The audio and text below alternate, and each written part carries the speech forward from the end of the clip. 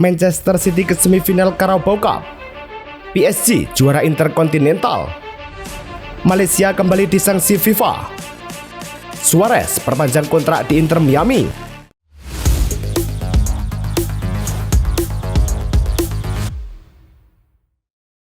Halo Soccer Mania, kembali lagi di Blessing Soccer News. Kali ini kami sudah siapkan berita-berita terbaru seputar dunia sepak bola. Tentunya untuk kalian semua, selamat menyaksikan.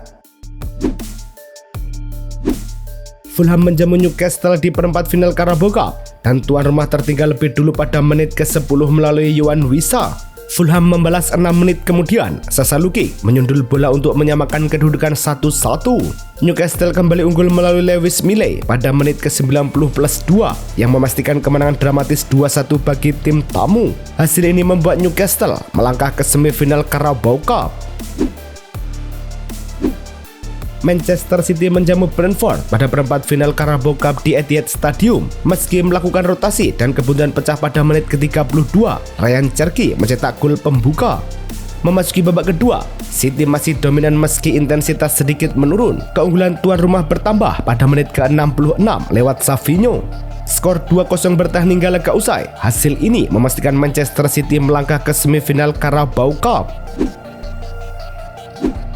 Manchester City kembali menembus semifinal Piala Liga Inggris 2025-2026 dan menambah catatan konsistensi mereka di kompetisi domestik.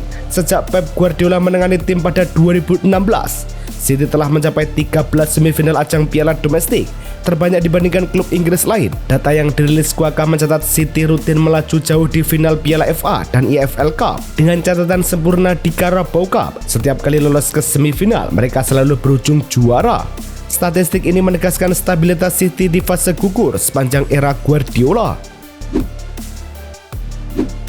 Atletico Baleares versus Atletico Madrid di Copa del Rey digelar di Estadio Balaer pada babak 32 besar. Tim tamu unggul cepat pada menit ke-16 lewat Antoine Griezmann.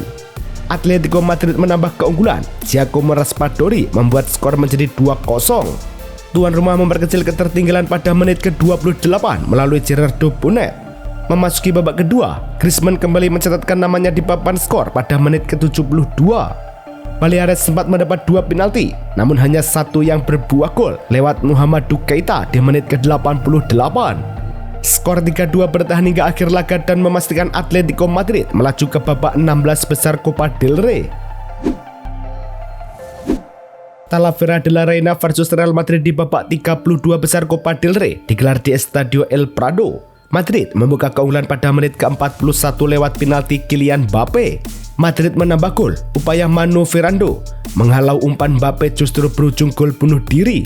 Memasuki babak kedua, Talavera memperkecil ketertinggalan pada menit ke-80 melalui Nigel Arroyo.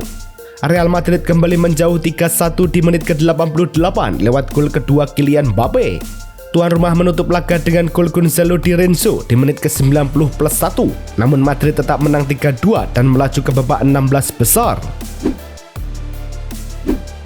PSG versus Flamengo pada final Piala Interkontinental 2025 berlangsung di Ahmad bin Ali Stadium, Doha. PSG akhirnya memimpin pada menit ke-38 melalui Kvicha Kvaratskhelia.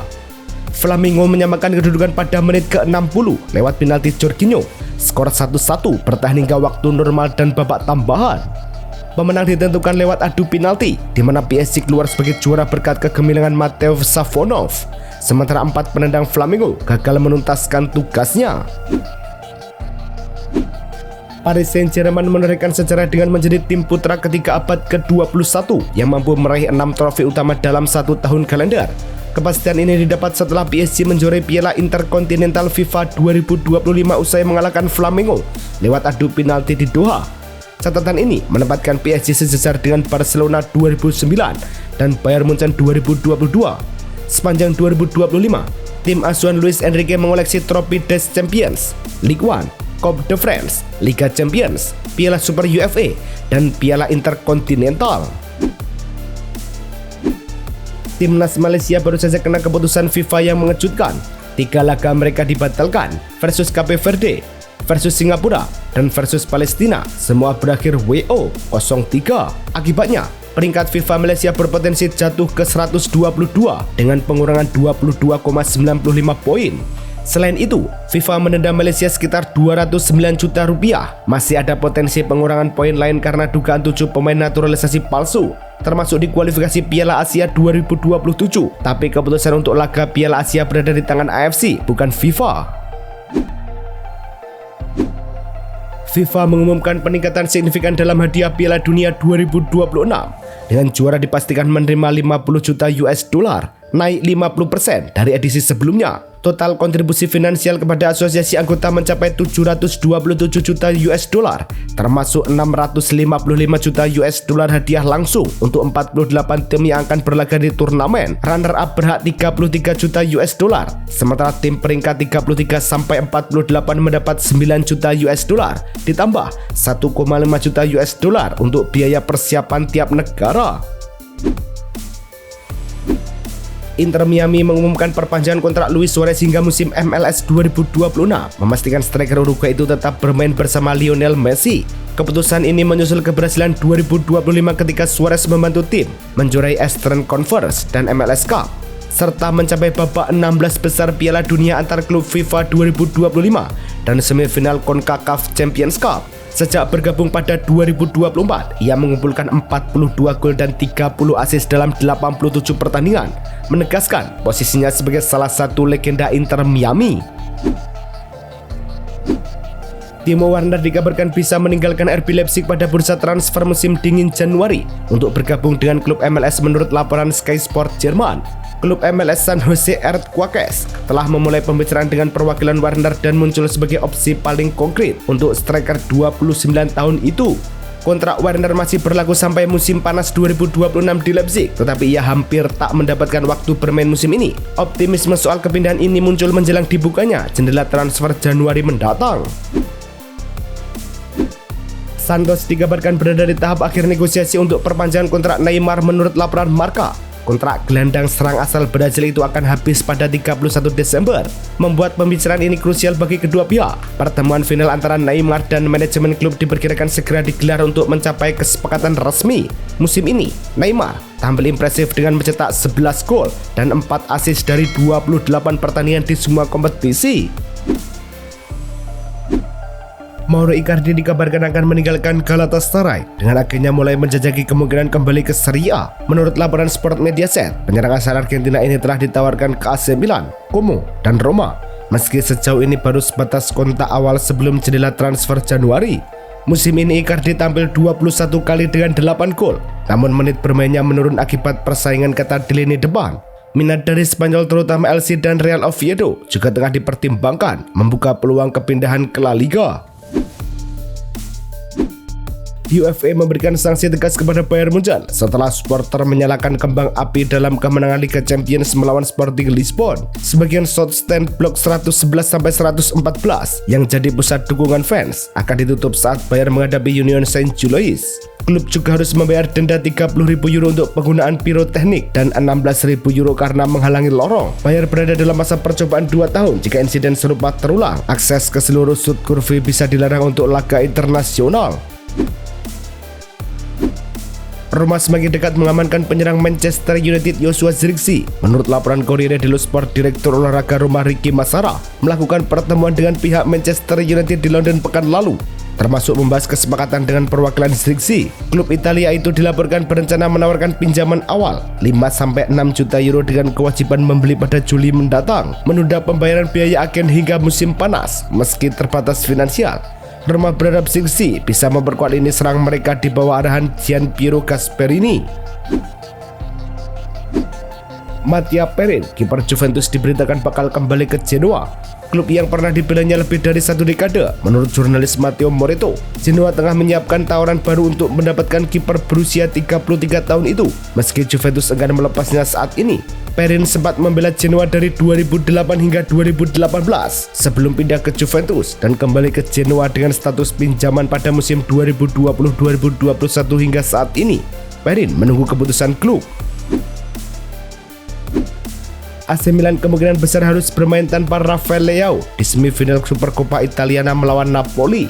Menurut Tutumir satu web, Leao tidak mengikuti sesi latihan terakhir bersama tim dan memilih berlatih secara individu. Pemain asal Portugal ini sejak 8 Desember mengalami masalah otot. Meski hasil pemeriksaan medis menegaskan tidak ada cedera struktural, pelatih Massimiliano Allegri mengaku masih menunggu evaluasi terakhir sebelum menentukan apakah Leao bisa dimainkan. Kondisi ini menambah daftar pemain yang mengalami kendala fisik jelang laga krusial. AC Milan tengah menjajaki kemungkinan meminjam striker Niklas Füllkrug dari West Ham United untuk menambah lini serang setelah Santiago Gimenez dipastikan harus menjalani operasi pergelangan kaki. Gimenez telah absen sejak imbang 1-1 melawan Atalanta pada Oktober lalu, meninggalkan Milan kekurangan pencetak gol. Füllkrug kesulitan bersinar di West Ham. Rossoneri menilai pengalaman dan profil Füllkrug cocok sebagai solusi sementara dengan kesepakatan pinjaman lebih realistis dibandingkan transfer permanen. Barcelona sempat menghadapi resiko nyata dilarang tampil di Liga Champions UEFA terkait skandal Negreira.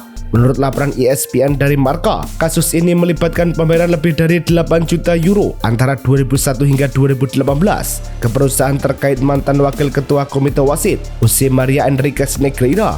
Ancaman larangan sempat muncul hingga 1 musim, bahkan sebelum putusan hukum final, karena potensi pelanggaran aturan integritas UEFA. Presiden Joan Laporta disebut berhasil meredam krisis lewat pendekatan strategis, termasuk menjauh dari proyek European Super League. Barcelona dikabarkan berencana memperpanjang kontrak pelatihan si Flick hingga 2028, menurut laporan Bild. Meski musim ini sempat naik turun, Blaugrana kini tampil konsisten dengan 6 kemenangan beruntun, mempertahankan gaya permainan agresif khas mereka. Flick berhasil mengatasi cedera pemain dan masalah sistemik, membawa tim meniru kesuksesan musim sebelumnya, termasuk triple domestik 2024-2025. Setelah sebelumnya memperpanjang kontrak hingga 2027, Presiden Joan Laporta ingin menambah durasi kontrak Flick, menunjukkan kepercayaan klub pada proyek jangka panjangnya. Ronald Araujo dikabarkan siap kembali membela Barcelona saat menghadapi Espanyol. Demikian laporan Diario Sport. Bek asal Uruguay ini sempat absen sejak awal bulan untuk menangani masalah kesehatan mental pasca kartu merah dalam laga melawan Chelsea yang memicu krisis performa. Selama cuti, Araujo juga melakukan perjalanan spiritual ke Israel. Kini, ia telah memulai latihan individu dan menunjukkan pemulihan penuh. Kehadirannya diharapkan memperkuat opsi pertahanan Hansi Flick pada pertandingan awal bulan depan setelah jeda musim dingin yang panjang. La Liga mengubah regulasi kontrol ekonomi melalui revisi artikel 103 yang memungkinkan klub memperpanjang kontrak satu pemain selama 1 musim tambahan meski melewati batas biaya skuad, asalkan gaji baru tidak lebih dari 8% dari batas yang disetujui klub. Kebijakan ini memberikan peluang bagi Barcelona untuk mempertahankan Robert Lewandowski yang kontraknya habis pada 30 Juni 2026 dengan gaji pokok sekitar 20 juta euro atau sekitar 5,6% dari batas 351 juta euro yang diterapkan September lalu. Lewandowski memenuhi syarat perpanjangan tanpa penalti langsung. Renovasi besar-besaran membuat Santiago Bernabeu di Madrid kini menjadi kandidat kuat untuk tuan rumah final Piala Dunia 2030. Stadion legendaris ini kini dilengkapi atap retractable, kapasitas lebih besar, dan fasilitas modern siap dipakai untuk event internasional. Kedekatan Presiden FIFA Gianni Infantino dengan Florentino Perez disebut memudahkan jalannya persiapan. Keputusan resmi baru akan diumumkan pada akhir 2026. Meski ada pesaing, Bernabeu unggul karena prestis, lokasi strategis, dan kesiapan penuh menyambut final. Manchester United dikabarkan menargetkan kembalinya Harry Maguire ke lapangan pada bulan ini setelah absen sejak cedera pada saat imbang 2-2 melawan Tottenham pada 8 November. Demikian laporan Samuel Lughorst. Bek berusia 32 tahun itu melewatkan 5 pertandingan terakhir setan merah yang kebobolan 8 gol selama periode tersebut dengan Nausir Mazraoui absen karena Piala Afrika. Manajer Ruben Amorim memberikan Maguire waktu tambahan untuk pemulihan agar siap sepenuhnya. Kobbie Mainoo dikabarkan terbuka terhadap peluang bergabung dengan Napoli pada bursa transfer Januari mendatang. Jurnalis transfer Fabrizio Romano menyebut gelandang Manchester United itu memandang opsi peminjaman ke Napoli secara sangat positif demi mendapat menit bermain lebih reguler pada paruh kedua musim ini. Napoli menempatkan Mainoo sebagai target prioritas dan sang pemain disebut tertarik mengikuti jejak Scout McTominay serta Rasmus Højlund yang menikmati pengalaman di Serie A. Meski demikian, potensi transfer ini bergantung pada keputusan Manchester United. Chelsea kemungkinan besar akan mengubah rencana jangka panjang stadion mereka setelah opsi Erling Road hampir pasti batal. Menurut laporan Nizar Kinsella, izin pengembangan Erling Road telah disetujui oleh Dewan Kensington dan Chelsea serta Dewan Hammersmith dan Fulham, sehingga klub sulit memperoleh lahan untuk proyek tersebut. Fokus sekarang bergeser ke Stamford Bridge dengan rencana membongkar stadion lama dan membangun kembali menjadi venue berkapasitas 60.000 penonton. Proses ini kemungkinan membuat Chelsea harus menempati stadion Wembley selama konstruksi berlangsung. Moises Caicedo dipastikan absen pada leg pertama semifinal Carabao Cup bulan depan. Gelandang Chelsea itu menerima kartu kuning kedua musim ini di turnamen setelah secara sarkastik bertepuk tangan menanggapi keputusan wasit saat menang 3-1 atas Cardiff City di perempat final. Kartu kuning sebelumnya didapat Caicedo saat berdebat dengan wasit di tambahan waktu melawan Wolves. Biasanya, kartu kuning dari babak sebelumnya dihapus saat mencapai semifinal, namun hal ini tidak berlaku bagi Caicedo. Dominic Szoboszlai berpotensi kembali memperkuat Liverpool saat menghadapi Tottenham Hotspur akhir pekan ini. Gelandang asal Hungaria itu sempat ditarik keluar pada pertandingan melawan Brighton karena masalah pergelangan kaki. Namun hasil pemindaian menunjukkan tidak ada cedera serius. Szoboszlai merespon pengobatan dengan baik dan staf medis Liverpool akan mengevaluasinya lagi pada Jumat untuk memastikan kelayakan bermain di London Utara. Sementara itu, Joe Gomez dipastikan absen akibat cedera yang sama meski terhindar dari skenario terburuk. Itulah tadi kumpulan berita-berita terbaru dari kami. Simak terus berita-berita terbaru lainnya dan jangan lupa like, komen, dan juga subscribe.